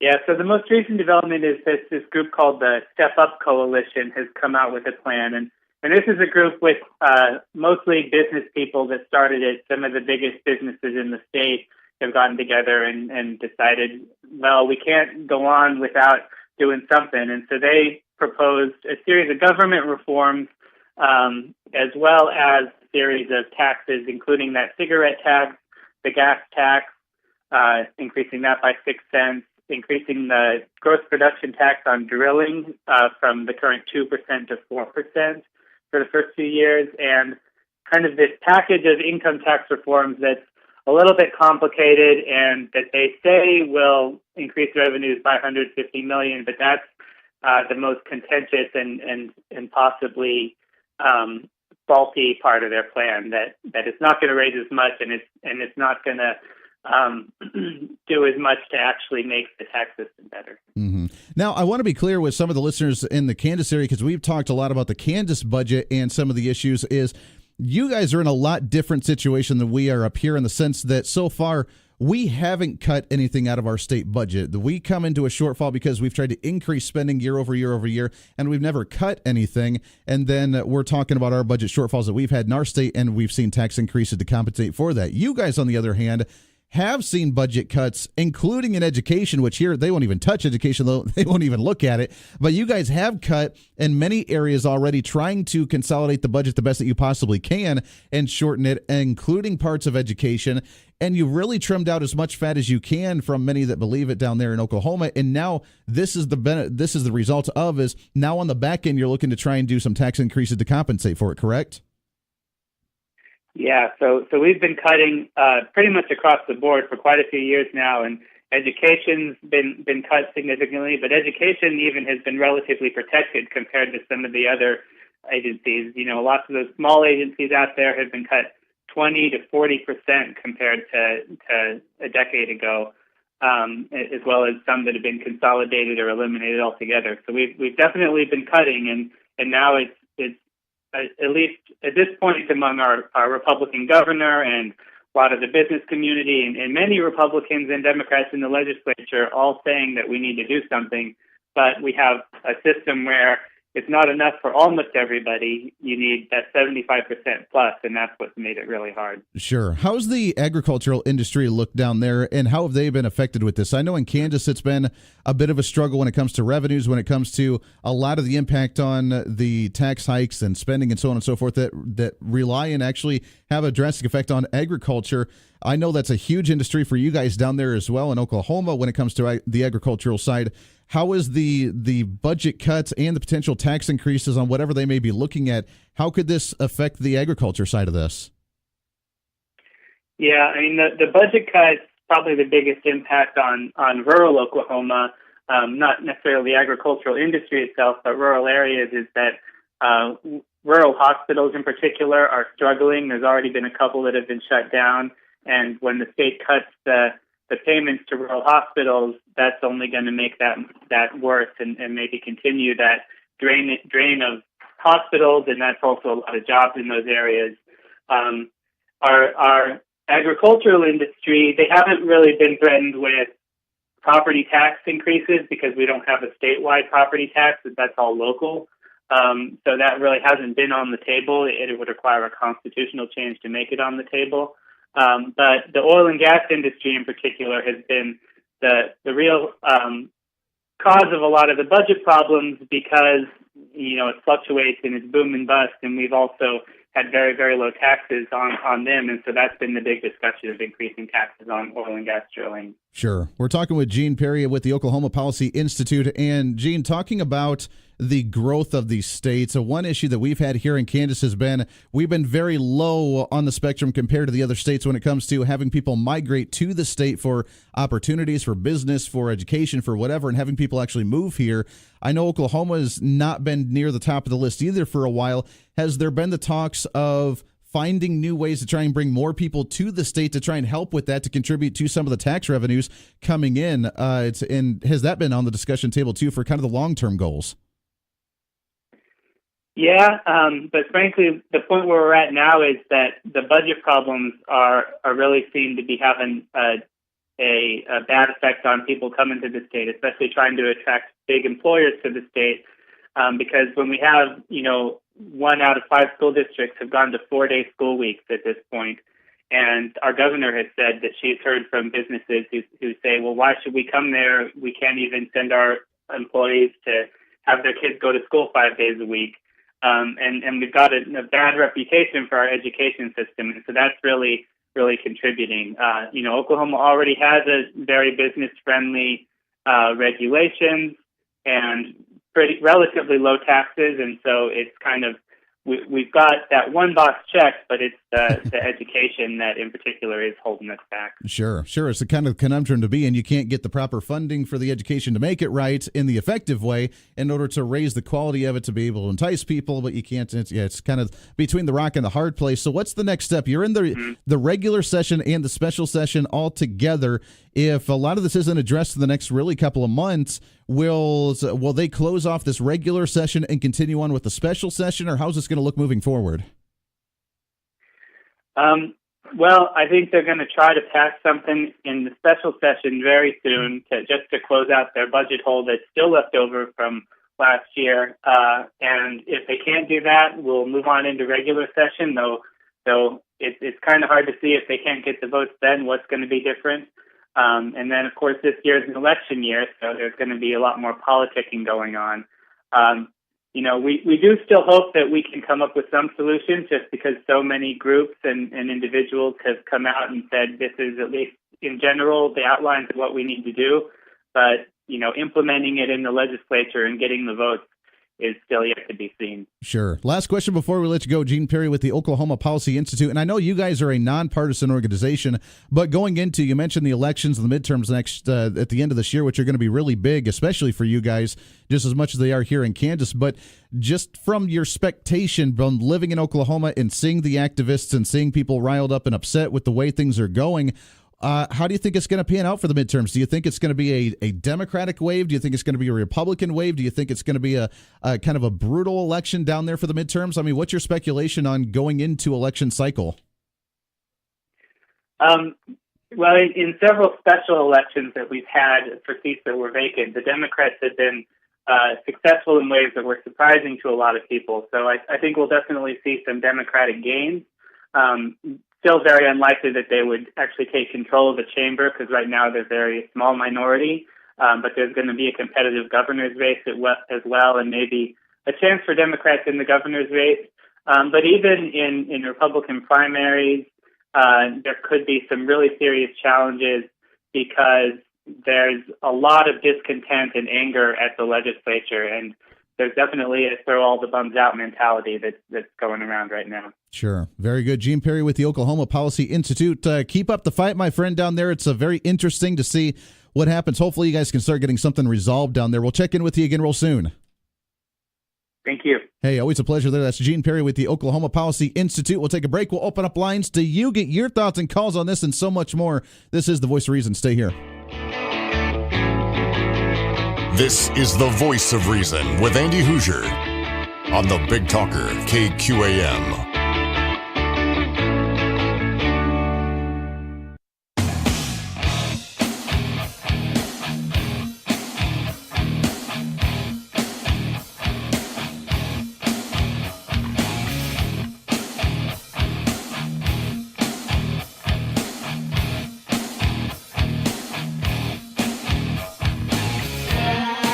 Welcome back into The Voice of Reason, 27 minutes past the hour. Welcome aboard. Great to have you along today. It is a Wednesday, the pre-government shutdown Wednesday. It's a scary thing. Oh, man, I don't know how I can survive. I don't know what I can do about this. I just don't know. I don't know if I can make it.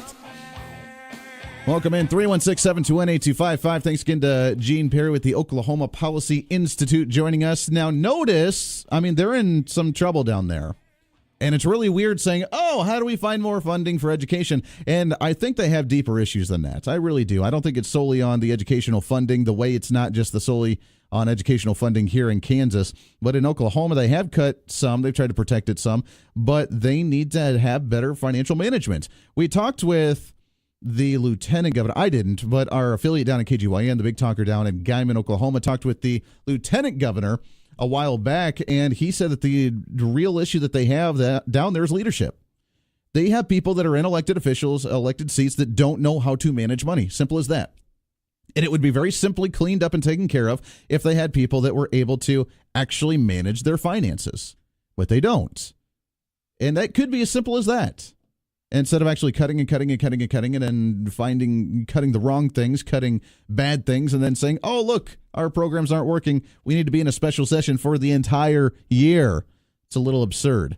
But notice the last question that I asked him. I asked him what the move and the trend was going to be like in Oklahoma, because different flavors of political movements kind of bleed over into their surrounding neighbors, right? And if they have a big Democratic push down there because, it's the Republicans, it's the lack of leadership, the Republicans don't know how to manage their money, we need to raise taxes, even the Republicans are getting on board with taxes, which means they failed as conservative policies, yada, yada, yada, it's going to bleed over into Kansas. And we need to be very careful of that. So the reason I asked that question was solely for the fact of knowing what could potentially happen to us here in Kansas. Because I don't want to see taxes go up on us because they're doing it down there because they're in the quote-unquote same position as us. It's not. It's a totally different situation, but we need to be careful because that's going to be the campaign tactic. I have here, I think we should do it before the bottom of the hour. I have coming up, hopefully you got to enjoy the concert last night, but coming up at Interest Bank Arena this weekend, February 10th and 11th. You can choose which day you want to go to it, but we have 2 tickets. I got the pair of tickets. We got some more we'll give away the next couple of days as well. But I have a pair of tickets right now to Monster Jam, the monster trucks, baby. These are the big boys. These are the big ones, the Gravedigger and some of the other big ones you see on TV all the time, the big kahunas. This is it. And I got a pair of tickets for you. So let's do caller number 2. Caller number 2 at 721-8255-721-TALK. We'll get you a pair of tickets to Monster Jam. Complimentary voucher. You can choose either day that you want to go to at February 10th or the 11th. Your choice, whichever one. But let's get you some tickets. Go and see the monster trucks. This has been a bucket list item for me. I'm going to go. It's going to be really, really cool. The 3-year-old daughter that I have, too, the baby, she's going to love this. She loves big, loud monster trucks and cars and stuff. So, I tell you what, she won't watch like kid shows as much as she'll sit there and watch a NASCAR race or, football or something because shiny things are moving very fast. And the truck, she's going to love it, baby. You're going to, too. I got a pair of tickets we'll give to you. Caller number 2 right now. This is The Voice of Reason.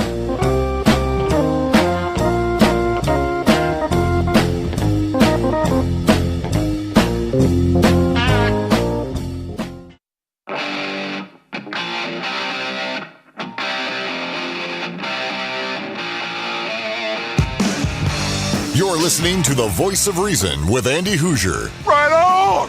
Let's do it! Rock that world! Rock that world! Give him a call at 721-TALK. That's what I'm talking about. Let's wrap up the show with a bang, shall we? Starting off your morning the right way. Better than a cup of coffee, better than a shot of espresso, better than an energy drink. Almost. Just saying, 316-721-8255, 316-721-TALK, the fastest growing program in the entire Mid-America region. We appreciate that very much. It's all because of you wanting to actually listen to me dribble on for 3 hours at a time, and we have fun doing it. Broadcasting right here on the Big Talker, KQAM, 1480 on the AM side, 102.5 on the FM side, along with KGPT TV, channel 2610. Welcome aboard and good morning to you. The pre-government shutdown Wednesday. Do you think the government's going to shut down? I find it hysterical. I mentioned this in the first hour, but I want to open up lines to you to get your take on this as we wrap up today. I find it absolutely hilarious that the Democrats have not been able to win in any way, shape, or form when it comes to Donald Trump. I'm just saying, if you remember, the Democrats have been very, very good over the last few years being able to lump in the Republicans as being the Republicans' fault for shutting down the government over the last few years under Barack Obama. It was all the Republicans' fault. They were unwilling to compromise. They were unwilling to negotiate. They didn't come to the table with any solutions. They were just the obstructionists. They were terrible individuals, and we need to shut down the government because it's their fault and they will not work with us. Meaning, they need to give up everything that they believe in order to allow Democrats to have the control. And they've been in that kind of situation for a while now. They've been in that type of control. They are the empowered older sibling who feels that they can pick on their younger sibling anytime they want to. And every time they cry wolf, then the parents will just say, you know what, stop whining and stop complaining. And that's what's going on. All the older sibling needs to do is pinch the younger sibling, get them all riled up, and yet they don't get in trouble for it. It's the bully on the playground mentality. That's the way the progressives and the Democrats have been handling government shutdowns and the negotiation process for a really, really long time. Now Donald Trump comes in. And last year we had the big debate on tax reform or the tax cuts. And the Democrats despised it. They fought it. They said everybody was going to get a tax hike. It was only for the rich and elite. It was a terrible thing. It was horrible. And it was back and forth, back and forth. We created a legislation in the House, created legislation in the Senate. They came together with a joint committee. They blended 2 bills together. They passed it in both chambers again, sent it off to the president. It was signed and done deal. And we did it. Real, legit, honest negotiation. It was awesome. It was fantastic to watch. That's the way government should be done. Now, we're trying to extend the budget. We're doing budget reforms. We're doing spending reforms, trying to at least. And don't get me wrong, the 2-week extension that we did was not the most conservative of budget reductions or spending cuts because it actually grew the spending, but I digress. That's the focus that we should have. And while we're debating the end of the budget cycle and extending the budget, the Democrats come out and say, wait a second, we want to do immigration reform. I know it has nothing to do with the budget. I know it has nothing to do with what's going on, but I want to do immigration reform. And if you don't do it and you give amnesty to the DACA recipients and you help out the quote unquote dreamers, then we'll shut down the government and it will be your fault because you weren't willing to take care of them. So we shut down the government for 3 days, 2 of the days on the weekend. But, it was still a travesty of the fact that the government was shut down. And after 3 days, the Democrats, including Chuck Schumer, realized that they were on the losing end of it. Because why? Trump was able to brand the government shutdown as a hashtag Schumer shutdown. It was the Democrats unwilling to negotiate and actually pass and extend a bill because they were holding it up for a non-budgetary issue like immigration. And they realized they were in the wrong and they weren't going to get anywhere. So they reopened it with a promise to do immigration reform in the next 2 weeks before the 2-week budgetary cycle ends again. Remember Chuck Schumer saying that on the floor. That's why he was willing to compromise and open up the government again, was because he wanted a immigration reform bill before the 2 weeks was up. And remember, within that 2 weeks, the House was off for an entire week where they couldn't even vote. So they had 1 week to craft an entire bill, which is really this week. Now what are they doing? They realize that they're not going to get what they want.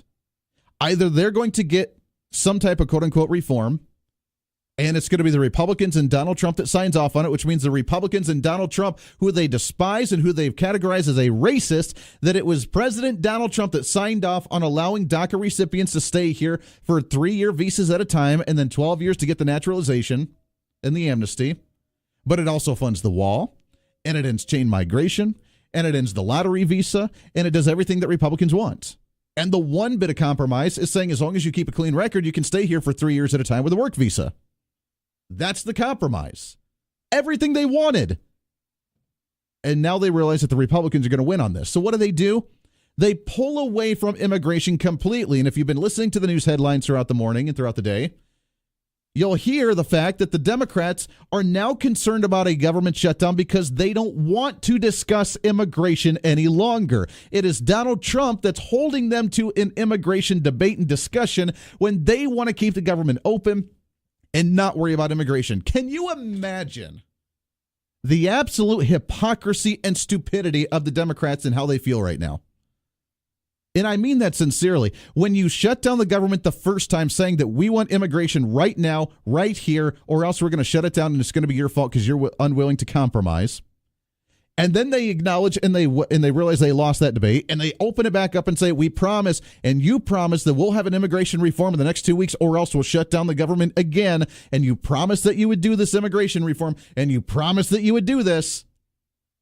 And now they're saying, we don't want anything to do with immigration. Let us back off. We don't want to talk about it. We're in the budgetary discussion right now, and you're unwilling to keep the government open to extend the budget because you're still harping on immigration. What? Are you kidding me? Hello? Can you believe this? And Donald Trump, you know what he's doing? He's eating it up.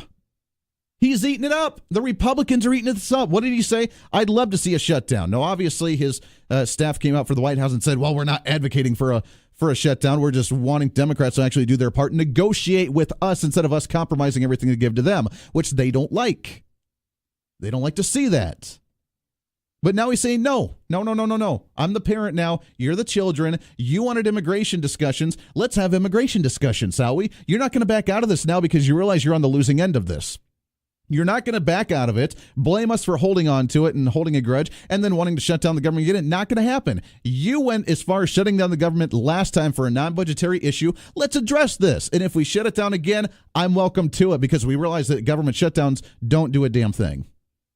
Don't do a single thing to harm anybody at all in any way, shape, or form. We could probably use a few more of them. But now the Democrats wanting to pull out of immigration discussions because the budget ends tomorrow, and Friday morning we could see a government shutdown, and now blaming Republicans for still hanging on to an immigration debate when they don't want anything to do with it again because they realize they're still on the losing end. I do not remember the last time this has happened. Now, we can debate about the immigration reform. We can say that we don't need a reform. We just need to enforce current law. We need to say that we don't want to give amnesty to the DACA recipients, and I agree with all of that, all of the above. But at the same time, doesn't it just feel good of the fact that the Democrats are trying, they're desperate to control any bit of the conversation the way they've done so far, and just like that older child that's gotten away with everything, just like the bully that's been able to bully and kick the kids on the ground anytime they've wanted to, now they've met their match with a bigger bully who's not going to stand for it. The kid who's actually standing up for himself, and every time they try something, he turns it back on them, and they don't know how to respond to it because they've controlled and demanded the dialogue for so long, and now everything they've tried has bounced back. Whatever bounces off of me, I'm rubber, you're glue, whatever you throw at me bounces off of me and sticks to you. That's the mentality right now. It's the kids on the playground in that sense, to where the bully cannot win. And they've tried it for so long. 316-721. It feels really good, doesn't it? I kind of like this. 316-721-8255. 316-721-TALK. Let's go to the phones. Good morning. What's your name? Hi, this is Helen. Hey, good morning, Helen. How are you? Just great. Good. And I have a question. Sure. You're bringing up some really great points. I have a question. I've heard other conservatives say this, that doesn't our government shut down every weekend and every holiday and every congressional recess? That it period? does. It shuts down every night at 5 p.m. Eastern time. It shuts down every weekend. It shuts down every government holiday. It shuts down during any type of special. It shuts down all the time. So I don't understand why we're concerned about a government shutdown. Right, and the world hasn't come to an end, right? Yeah. As far as I know, the world has not come to an end. They still have the emergency services operating in case there's an emergency. We still have Homeland Security and the military operating for national defense issues. We still have the mandatory employees going to work, and some of them may get furloughed to where they don't get paid that day, but the next paycheck they'll get compensated for the time that they actually worked. I know it's a crazy thought, but then the non-emergency personnel, like, the Department of Education, they shut down and go home, and they still, by the way, get paid many times. They just get a paid vacation, so it doesn't really save us any money. It just delays when we actually pay them. So the government shutdown doesn't do a single thing. The panic in mainstream and the general public of the panic that they have when a government talks about shutting down is insane because it doesn't do anything to us in any way, shape, or form. Helen, I appreciate the call. I mean, that's what it is. Right there. The government shutting down does not matter. If you remember the last government shutdown 2 weeks ago, when they shut it down for 3 days. 3 days. Yeah, scary thing. When they shut down for 3 days, 2 of those days being on the weekend, so Monday really was the only day. Even the Department of Education, they shut down 90% of the Department of Education. They did keep open parts of the DOE, as it was the individuals for the bank accounts, for the loans, to assist people with their student loans, meaning they can still, as long as they're getting people more into debt as they're applying for student loans, then they're okay. That's the emergency services that the DOE actually had open during the government shutdown to be able to tend to people's needs for the student loans and to try and get more people signed up for student loans through the government. That's what was the necessity of the government. The rest of them were able to shut down, meaning that we don't need them in the first place, right? But they still didn't get not paid. They just went on a paid vacation. They had a day off. They got to stay home, and we still get to pay for it as taxpayers. The government shutdown doesn't do anything. And now the Democrats are still panicky about the government shutdown again because, well, it's a government shutdown. We can't be doing that. We can't let people know that they can survive on a daily basis without the government. It's a very scary thought for them because they feel helpless. They feel alone. They feel insecure because the government's not there to hold their hand every single day. Let's go back to the phones here, shall we? Good morning. What's your name? Good morning, Andy. It's Ron. Ron, good morning, sir. How are you?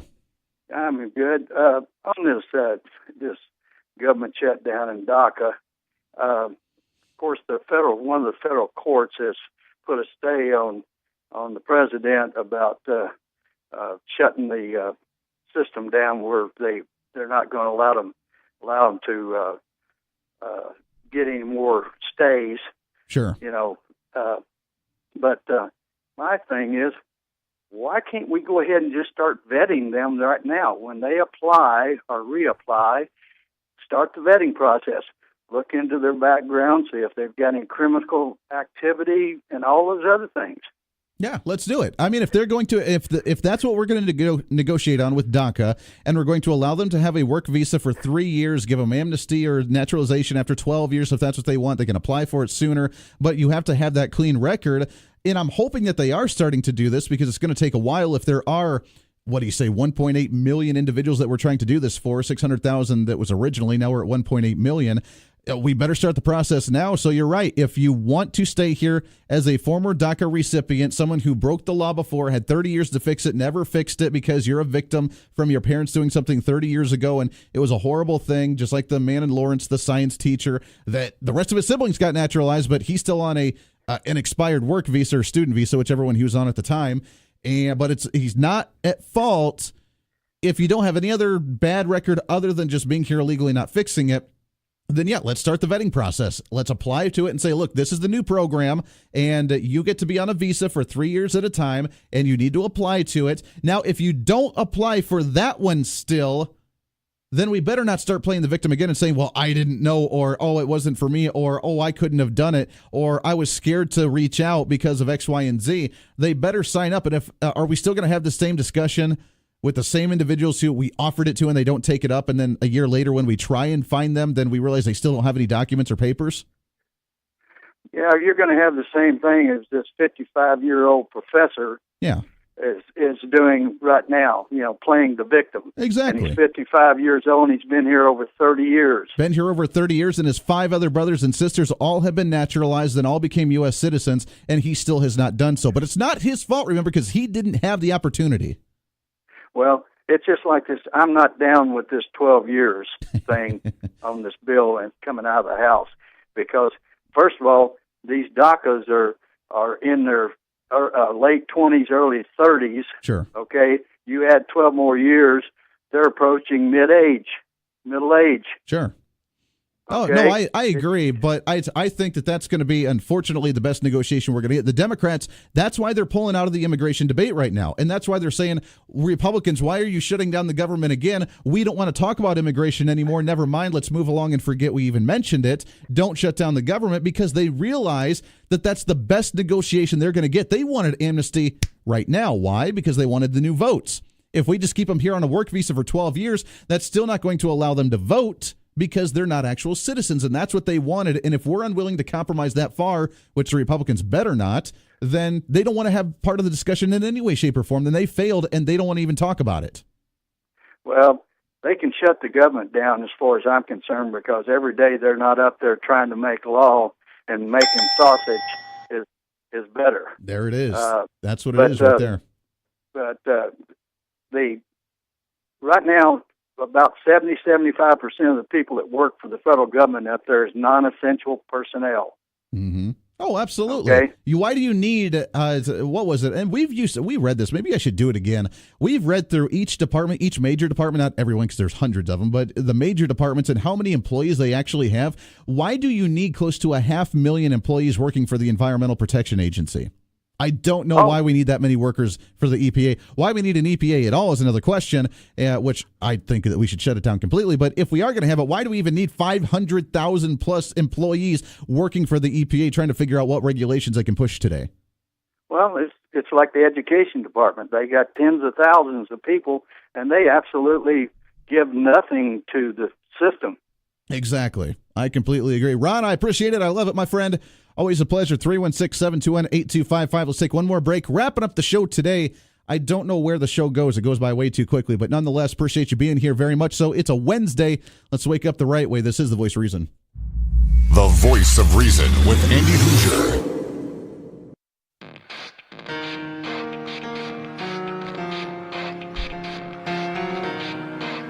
By the way, breaking news. Welcome back into The Voice of Reason. Wrapping up the show today. Breaking news, according to Cake TV.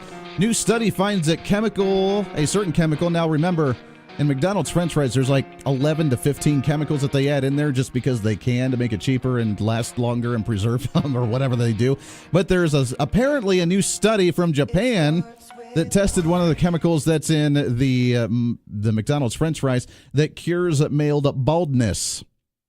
So for those of you that may have the thinning hair or maybe a little stressed out. I mean, come on, I got to deal with politics 3 hours a day and study this forever, and it drives you nuts sometimes. And my hair's getting a little thin. There you go. There you go. McDonald's French fries. Eat more of them. Don't cure male baldness.